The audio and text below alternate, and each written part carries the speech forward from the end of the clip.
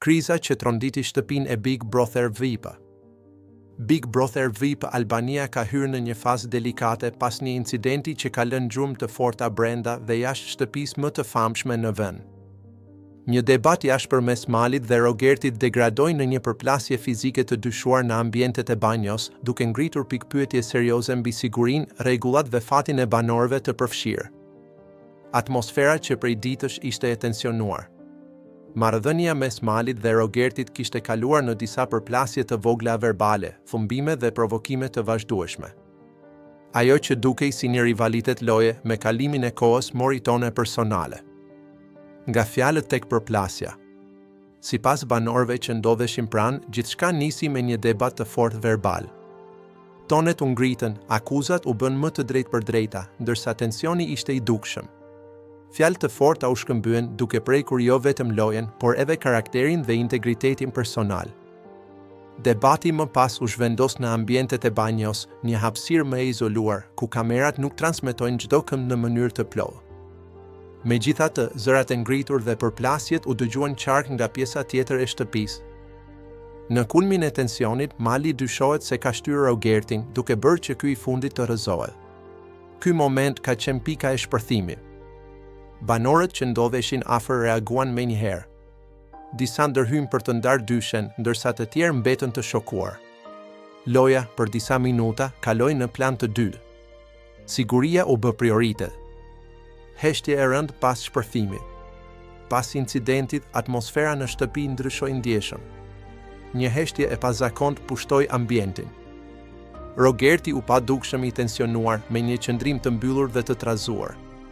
Nga ana tjetër, Mali preferoi të tërhiqej duke shmangur deklaratat e menjëhershme. Kjo heshtje vetëm sa shtoi më shumë dyshimet dhe pritshmëritë për një reagim zyrtar nga produksioni.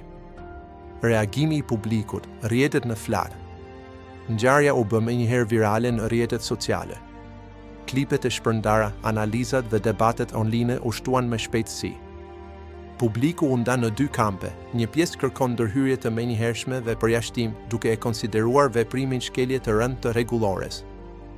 Një pjesë tjetër kërkon analizë të plotë të situatës, duke argumentuar se provokimet e ndërsjella duhet të merren parasysh. Por një fakt mbetet i pakundërshtueshëm. Çdo formë kontakti fizik që kalon kufit e debatit verbal konsiderohet shkelje serioze në këtë forma. A do të vijë zarfi i zi? Historia e këtij formati ka treguar se dhuna fizike është vijë e kuqe. Në edicionet e mëparshme, rastet të ngjashme kanë sjellë pasoja drastike, përfshirë zarf të zi dhe përjashtim të menjëhershëm. Tani pyetja që qarkullon kudo është, a do të ndëshkohet Mali me një zarf të zi? Produksioni zakonisht analizon pamjet, dëshmitë dhe rrethanat para se të marrë vendim. Megjithatë, nëse konfirmohet shtyrja dhe rrëzimi, një vendim i fortë duket i pritshëm.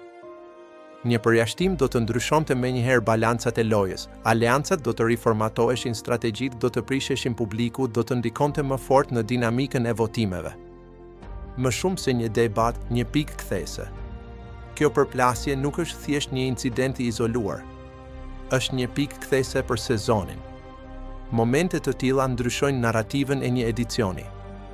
Nëse produksioni ndërhyn ashpër, mesazhi do të jetë i qartë, loja është e fortë, por dhuna nuk tolerohet. Nëse vendimi është më i moderuar, atëherë debati do të vazhdojë si brenda shtëpisë ashtu edhe jashtë saj.